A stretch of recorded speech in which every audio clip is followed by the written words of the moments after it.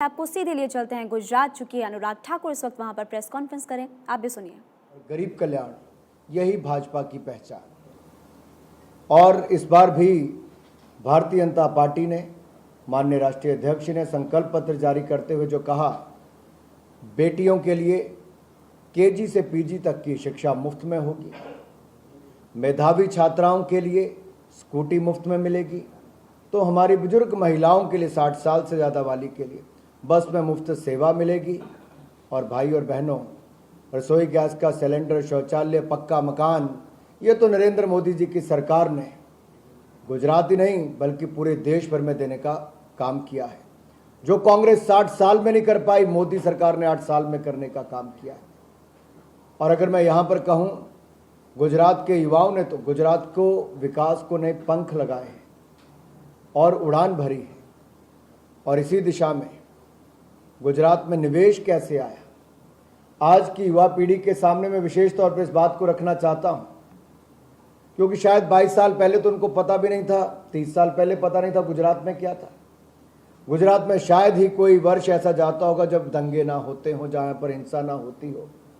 लेकिन भारतीय जनता पार्टी के शासनकाल में सुरक्षित गुजरात, विकसित गुजरात, सशक्त गुजरात, संपन्न गुजरात, समृद्ध गुजरात, ये भारत को भी सशक्त बनाने के लिए सशक्त गुजरात और विकसित गुजरात बहुत आवश्यक है। और ये जो लगातार प्रयास हुए हैं उस दिशा में अब गुजरात को $1 ट्रिलियन इकॉनमी बनाने का जो संकल्प लिया है, ये अपने आप दिखाता है कि भारत की $5 ट्रिलियन इकॉनमी में गुजरात का भी $1 ट्रिलियन इकॉनमी का बहुत बड़ा सहयोग होगा। तो गुजरात का विकास सीधे तौर पर भारत के विकास के साथ जुड़ा है। और मित्रों, प्रधानमंत्री मोदी जी ने जहां एक और G20 प्रेसिडेंसी भारत को लाने का, देखिए इतना बड़ा गौरव मिला है, वो आजादी के 75वें वर्ष में मिला है। ये अपने आप में बहुत बड़ी एक अचीवमेंट भारत की है। और अगले 1 वर्ष में जो हमें देखने को मिलेगा, दुनिया भर के विकसित देश यहाँ पर आएंगे, उनके प्रतिनिधि भी आएंगे। और जैसे वन वर्ल्ड, वन फैमिली और वन फ्यूचर की हम बात करते हैं, ये अपने आप में ही दिखाता है वसुधैव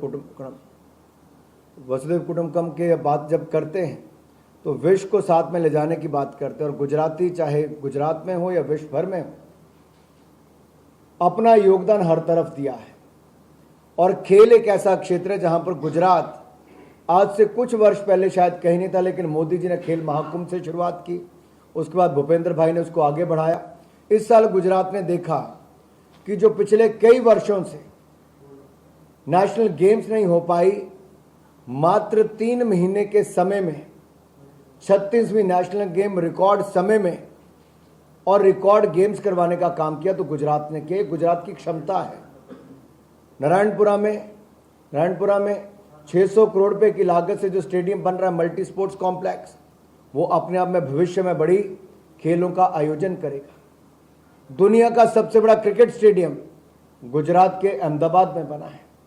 और यही नहीं, भारत अगर भविष्य में ओलंपिक्स का आयोजन करेगा, मेजबानी करेगा, तो उसके लिए भी उपयुक्त स्थान कहीं और नहीं, हमारे गुजरात में जो सुविधा है, सरदार पटेल का जो स्पोर्ट्स कॉम्प्लेक्स है, शायद ही दुनिया भर में इतनी बड़ी जगह में सारी सुविधाएं एक जगह पर बनने का कहीं पर अवसर हो।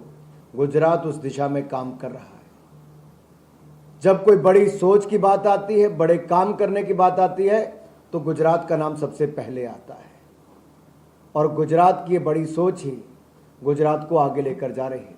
और गुजरात की बड़ी सोच ही भाजपा की बड़ी जीत इस बार दर्ज करवाएगी। क्योंकि गुजरात में तो यही लोग कहते हैं, मैं गुजरात हूं, भाजपा के साथ हूं। ये 27 साल का रिश्ता, ये अटूट बंधन, ये अपने आप में दिखाता है कि गुजरातियों ने मन बना है कि फिर एक बार कमल खिलाएंगे, भारतीय जनता पार्टी की सरकार बनाएंगे। और ना केवल दुनिया की सबसे बड़ी जो स्टैच्यू है सरदार पटेल जी का एकता नगर केवड़िया में, उसी तर्ज पर अब द्वारका में भी दुनिया की भगवान कृष्ण की सबसे बड़ी प्रतिमा अगर कहीं बनेगी तो द्वारका में बनेगी।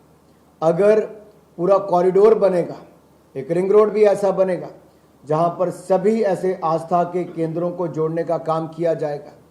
मित्रों, ये कोई केवल धर्म के प्रचार के लिए नहीं, ये आस्था के केंद्रों के साथ आधारभूत ढांचे को सुदृढ़ करके नई अर्थव्यवस्था खड़ा करने का एक मॉडल किया है, अपने गौरवशाली इतिहास को बचाकर संवारने का काम किया है।